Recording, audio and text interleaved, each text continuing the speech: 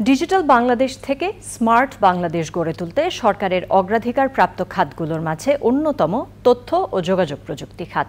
2024-25 অর্থবছরের বাজেটে এ খাতে বরাদ্দের পরিমাণ গত অর্থ বছরের তুলনায় বেড়েছে 490 কোটি টাকা। মিথিলা নাসরিনের রিপোর্ট। স্মার্ট বাংলাদেশ নির্মাণে 4টি বিষয়কে ভিত্তি হিসেবে ধরেছে সরকার। এতে আছে স্মার্ট নাগরিক, অর্থনীতি, সরকার ও সমাজ ব্যবস্থা।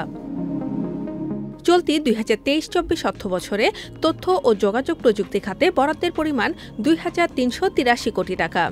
2024-25 অর্থবছরের বাজেটে তা বাড়িয়ে করা হয় 2873 কোটি টাকা, অর্থাৎ গত বছরের তুলনায় বেড়েছে 490 কোটি টাকা।